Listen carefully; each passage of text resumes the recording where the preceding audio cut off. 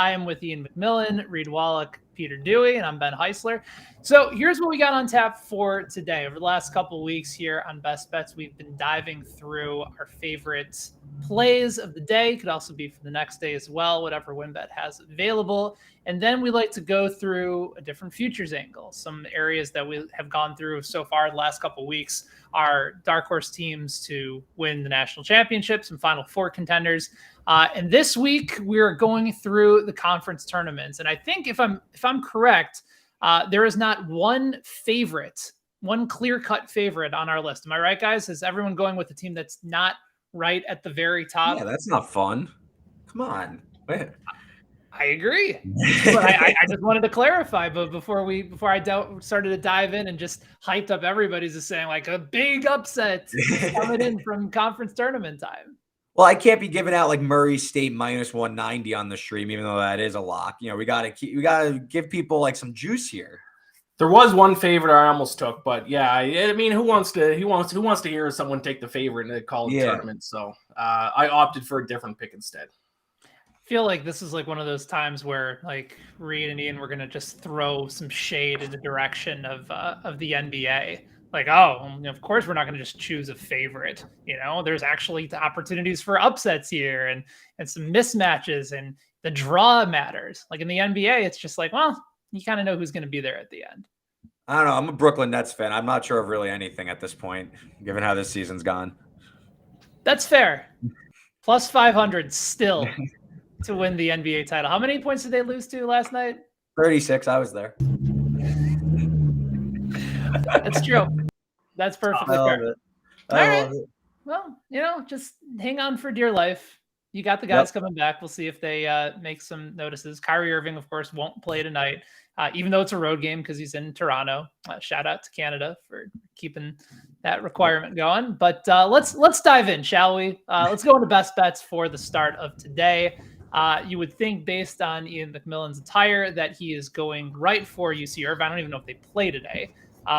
But needless to say, you're actually kicking things off in the Big Ten. So who do you like on the tap for this Big Ten showdown? Purdue, Wisconsin, Boilers, Boo Boilers, 3-point favorite against Scotty. Yes, UC Irvine does not play tonight, but I feel like anytime I do college video, I got to support my boys. Go UC Irvine, Zot. But my pick for tonight, and this is going to relate to an article that will be up later this afternoon on BetSided, where I'm going to lay out the top 5 biggest frauds in college basketball right now. And I'm telling you right now who the number 1 team is on that list, and it is the Wisconsin Badgers, the biggest frauds in all of college basketball, and it's not even close. I know that people have been saying that all year. They keep winning, but I don't really care because when you look at their numbers, especially their shooting numbers, Wisconsin ranks 247th in effective field goal percentage. Now, you can kind of get away with that if you have a really good defense like San Diego State, but Wisconsin is 101st in defensive efficiency. They're 167th in rebounding, and now they're playing a Purdue team that is 3rd in the country in effective field goal percentage, 2nd in rebounding, and Purdue it shoots still pretty well on the road. Some of these good shooting teams have to be a little bit careful when they get on the road, but their effective field goal percentage only drops 1.7% on the road compared to at home. So I think not only are they going to win, I think they're going to blow Wisconsin out of the water tonight. I apologize, Reed, and your Badgers, but Purdue -3, favorite bet on the board tonight for sure. Yeah, this is like I feel like every week my Badgers get targeted as like frauds and this and that. Meanwhile, I believe Ben had Indiana, or someone had Indiana against Wisconsin. Wisconsin won that one. So maybe it's just Johnny Davis made shots. Not to cut you off. He just made the most absurd shots that I've ever seen all day. Indiana had zero help defense on him. And like Indiana should have won that game, but they didn't know how to have anybody help. And Davis would just like do Carmen Sandiego shots behind his back from half court, and they ended up going in. That might be a very dated reference for anybody on this video. You're so upset that you were saying Indiana should have won that game that he left the stream. But no, Ben, your example though told me, it says everything that I would say about Wisconsin. We are a one-man team. It is the Johnny Davis show. I think he actually should be the National Player of the Year, to be honest, because he is. I'm not going to defend Wisconsin. I'm not going to say that they should win. They're not the better team, even though I think Purdue's a little overrated. But it's Johnny Davis, and he's a home dog tonight. And it seems like there's good vibes when I get the bet-sided crew against my Badgers. So I'm Wisconsin. Let's go. I think Wisconsin wins this one. I would love to see what Wisconsin's effective field goal percentage is as a team if you take out Johnny Davis. Bottom 10 of the country. Yeah. I mean, look at it's. What'd you say it was with Johnny Davis? 247th. Yeah, I mean, the guy's a one-man show. He has, I think, like 5 or 6 30-point games already this year. So, I mean, again, I think he's National Player of the Year. He's carrying, in my opinion, one of the honestly more or least talented Wisconsin teams over the past several years. So, we keep winning. I wouldn't say we're a national title contender or anything, but it's been a great season. And by the way, if you talk to most Wisconsin fans, they'll refer to Brad Davison as some sort of national hero, and I love that we don't even have to talk about him at all. He's played there for the last 10 years. He's like this generation's version of Aaron Kraft, just a guy that people don't like from everybody else's team, but if you're a Wisconsin fan, you tend to love him. But it is the Johnny Davis show, and he's carried him, and I think that argument really holds up, Reed, as somebody who has basically lifted that entire team. They've been outstanding. They've been good in close games. Like, we were having a conversation earlier today about Providence and whether or not a team like them, who the metrics tend to hate, is worthy of being in that conversation of just how good are they really. But they've won a ton of close games. They're clearly like a well meshed together unit of players. Like, they play extremely hard, and they've battled back from a lot of times where they probably should have lost. So I don't know. I kind of look at Wisconsin and Providence sort of in that same category of, yeah, definitely. How good are they actually, and how far can you trust them in these types of tournament settings? Like, I think it's important that you know how to win close games, but at one point, do you have to start separating out luck from just having that ability to close out games? I don't know. I think it's going to be a fascinating conversation ahead. By the way, our guy Cody, always good enough to check in. What's up, Cody? He mentions that Johnny Davis scored 37 before at Mackey Arena in Purdue. We are enemies in this game, Reed. Davison really wants to sing varsity. There you go. A little bit more love for Brad Davison here. So, Reed, you have Wisconsin in this one, and Ian, you're going with Purdue, correct? Yeah, Wisco money line. Let's go. Purdue by 10. Alternate line for find out Purdue minus 10.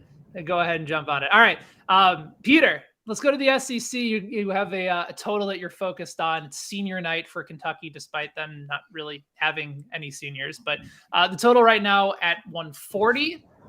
Tell me why you like the over here. Yeah, guys, let's hope my internet connection holds up for this one. But I'm taking the over in this game.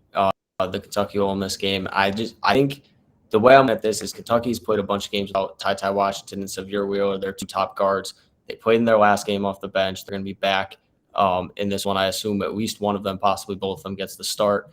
And I like that for Kentucky, who's gone over 140 points in 7 of its last 11 games. They're one of the best offenses in the country when you look at what they've done in terms of points per game. They're 11th, field goal percentage 13th, 3-point percentage 89th. They are just an absolute juggernaut on the offensive end, and they're playing an Ole Miss team that I think Ole Miss is a little bit underrated as 17-point dogs in this game. I think they're better than that, but I also think Kentucky needs a feel-good win to go into the SEC tournament. I think they can kind of run away with this one, run up the score.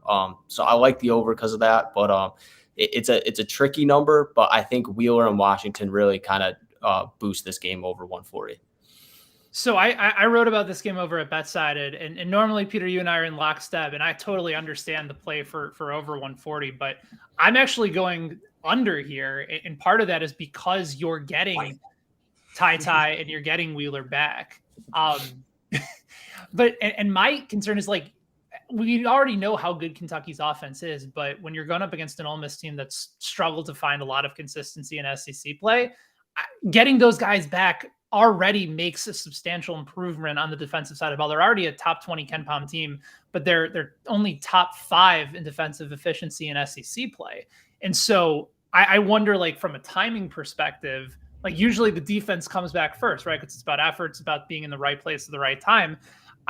The offense will for sure come, and especially if Kentucky just gets off and curb stomps them in the first half, maybe that sort of puts the under in play a little bit earlier. So I get the play, especially with how good their offense is.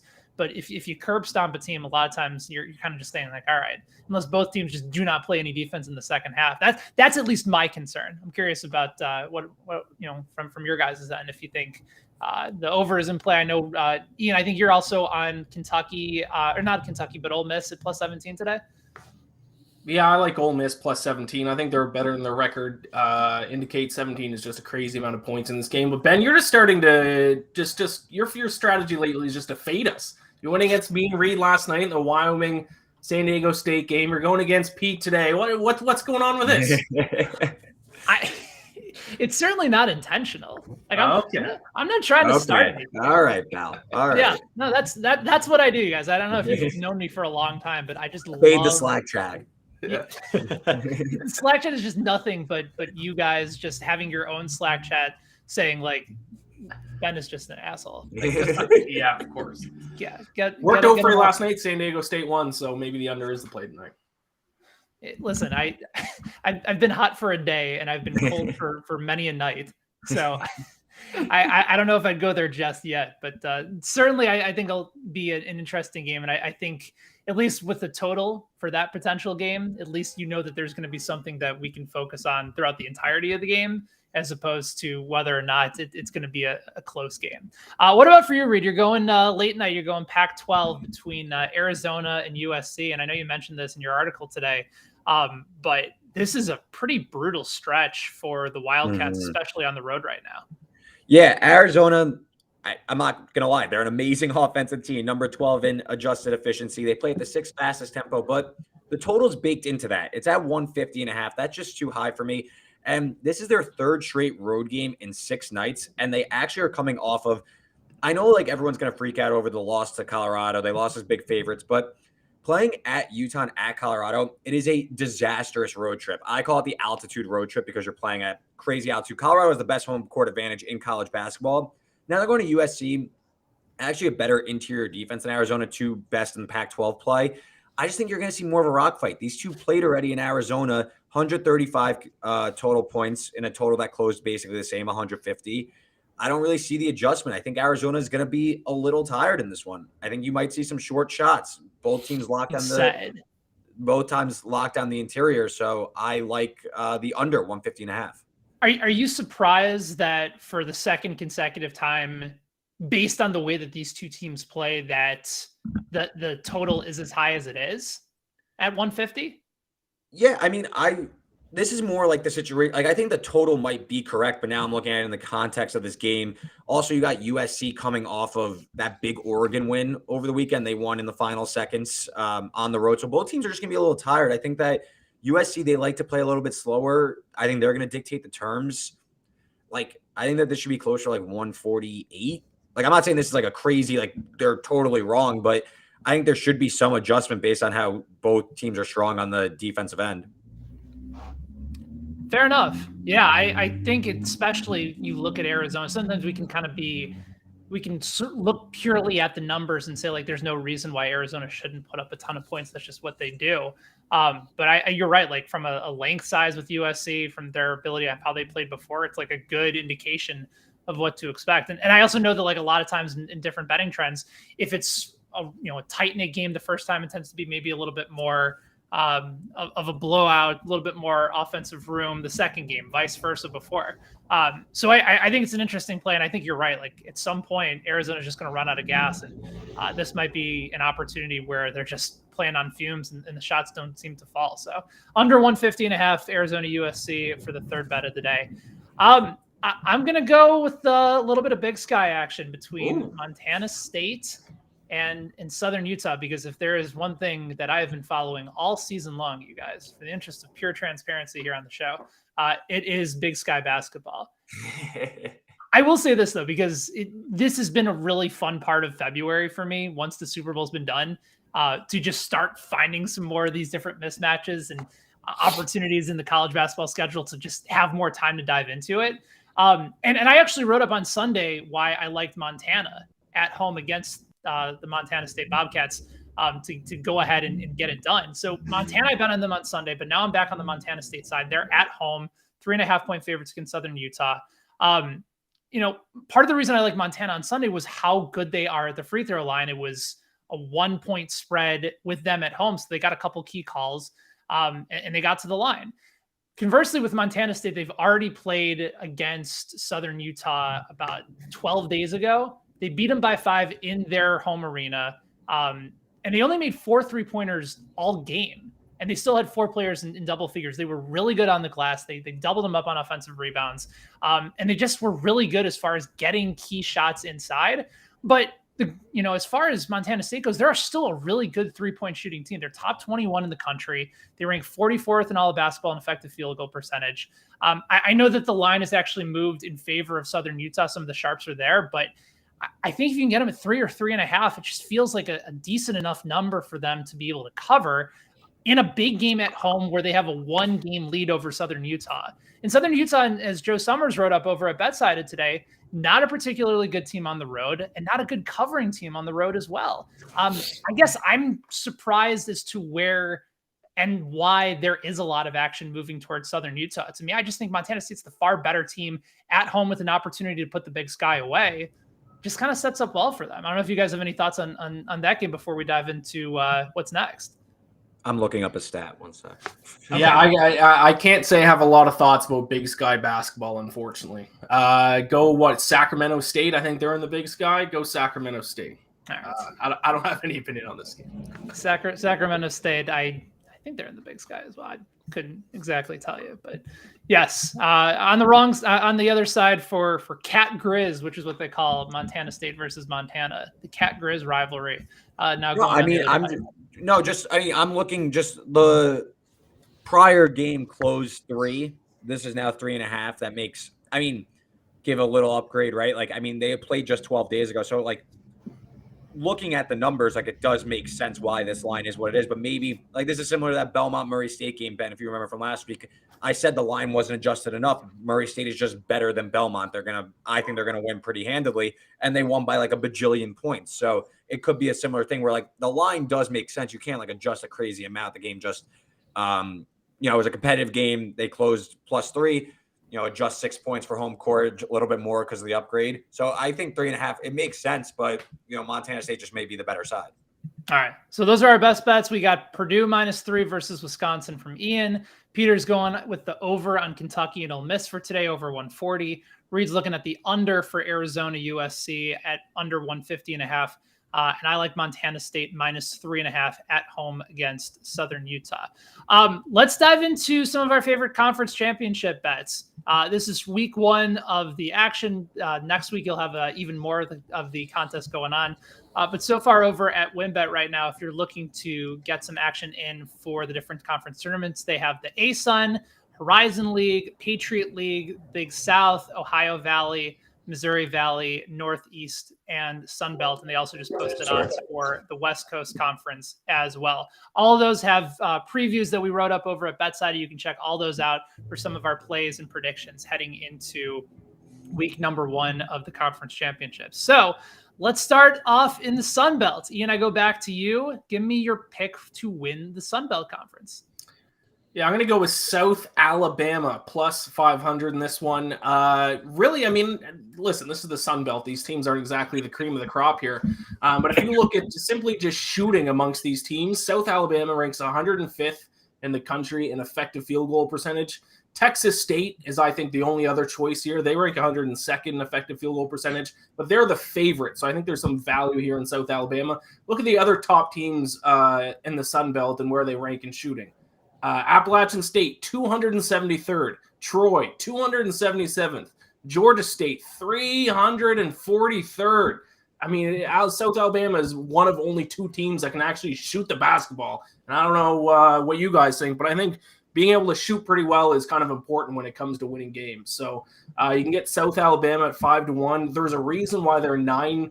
They only went 9-7 in conference play this season, but yet they're 3rd on the odds list. It's because odds makers know that this team is better than their record indicates. So I think if you're looking for a value bet, betting on a team that's not a favorite, I think you could do worse than South Alabama at 5-1 to win the Sun Belt. I love teams that can shoot and play defense. That's my if you can shoot the three and maybe put a little pressure on. Love small schools like that. I think South Alabama makes a lot of sense there. I'm actually surprised that they're down as low as they are. Especially in their ability to make outside shots. That is a bit surprising. Peter, before we get into your conference play, got another question coming in from Cody. Wants to know our thoughts on the big game of the day between Providence and Villanova. Right now, Villanova at either 9.5 or 10. I think 9.5 over at WinBet. I'm trying to remember which of you guys wrote the preview. I think Reed, you wrote the preview for. Yeah. You want to kick things off? Yeah, I played Villanova at a money line parlay with Miami of Ohio. Just gotta trust me sometimes. But no, this is setting up where Providence, they already clinched the Big East #1 seed for the tournament, so they really have nothing to play for. They've been a little banged up, so I lean Villanova situationally. Line makes sense. I mean, Nova, we all know, is a better team, but again, I'm not trying to fade Providence. I've actually typically been a play on Providence team, but I just have no interest. Nova may want to beat them up to take their frustrations out that they didn't win the Big East regular season title, but I just don't see a ton of value at 9.5. I think it touched 10, came back down. So again, I think Nova wins the game. No real interest in the side. I think that makes sense too, especially if Providence kind of has everything wrapped up. And they're one of their few losses in Big East play was to Villanova already. So, I know my cousin Daniel, who's watching this stream right now, got on Providence at +10, and I was like, why did you do that?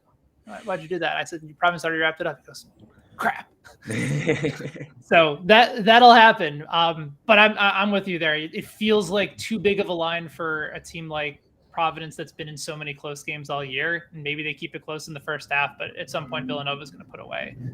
So I think 9.5 makes sense. If you want to maybe consider live betting it instead, perhaps that's the play as well. But I don't know. Do you guys have any thoughts on Providence Nova before we move on? No, I've declared a few weeks ago that I'm just not going to bet Providence games until the tournament. So no, because I still don't fully understand if they're fraudulent, if they're good. I don't know. I haven't made up my mind about Providence. So unfortunately, I have no thoughts. If I had a gun in my head, I'd probably take Providence in the points, but we get to fade them in the first round. It's fine. They're going to be a 1-point favorite against Vermont, and they're just going to lose by 20. So, it works out. There's times to come in. I don't know if it's right now. Ed Cooley's a fun dude, though. It sure. is difficult to root against him.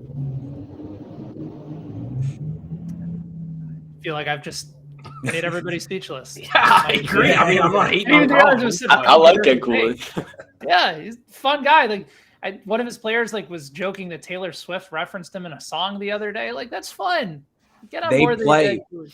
They play You Belong With Me at the under 4 or something timeout every game. I've been watching Providence games are insane. Swift. So I've been watching. They keep coming back and I didn't understand that why they were playing Taylor Swift the entire time, but apparently that's their shtick there. So at the Dunkin' Donuts Center. First of all, you can't give colleges a hard time for shtick. Every college. No, I wasn't complaining. I was they wanted Taylor Swift to show up to their senior day because they all belt out Taylor Swift. Shoot your shot. She lives in Rhode Island. She lives in Rhode Island. She lives on Watch Hill. So maybe that's the you know that, Peter, but okay, let's just move on from that. Yeah, she lives at this exact address. She has a huge house in Watch Hill. You can see from one of the beaches I've gone to. So everybody talks about it. Investigative work. Investigative journalism. We actually know the perfect spot to stare into her windows by. Hey, listen. If we end up taking our next bet-sided trip to Rhode Island to that beach, we can invite Taylor Swift to hang out with us too. I'm sure that invite's going to get lost in the mail, but can't shoot if you don't try. Speaking of Peter, Big South. Let's steer us back on track. Who do you like in that particular conference for their championship? Yeah, little bit of a square play here. I'm taking Winthrop plus 225. They're not the favorite, but they're second on the odds list at WinBet. And similar to Ian, this is just a really Did we lose him? There he Taylor goes. Swift security had to come in and There take he Peter goes. out. This is what happens. Listen, I Oh, knew. you're back. You're back. You guys You're back. lose me? You lost No, me? you're back. Listen, Peter, I knew you were trouble when you walked into the stream. So Ah. No, That was you're good. good now, Peter. Go You're, ahead. you're taking Winthrop. All right, yeah, I'm taking Winthrop. Like Ian said, love really good shooting teams. So I'm going to take this team. They made the tournament last year as a 12 seed, played Nova very tough, brought a bunch of guys back from that team. And if you look at them right now, they are the best shooting team in the Big South. They have the best effective field goal percentage, the best 2-point percentage, and third best 3-point percentage. They're third in defensive efficiency in the Big South. So I think this is a team, they play really well both sides of the ball. Longwood, they lost to them. That's the favorite. They lost them earlier in the season. But I think if you have to get a toss-up, I'd rather have Winthrop at plus 225. The only thing that concerns me with the Eagles, they turn the ball over a lot, but the small conference tournament, you can kind of shoot your way out of some of those turnovers, I feel. And, if they have a couple non-bad turnover games, then you're in a spot where they maybe make a run. So I like them as the 2 seed. I just think outside of them and Longwood, I don't really love anyone else in the conference, so I'll take them with a little bit more value. you got looking at sort of adjusted play, Longwood, Winthrop, Gardner-Webb, kind of all in that tier. And then afterwards, it's like a whole mishmash of teams like UNC Asheville is in there, High Point, Campbell. So yeah, if you're getting Winthrop not as a favorite, like they're right up there with those other 2 teams. So I think that makes a lot of sense, especially getting them not necessarily as a favorite here.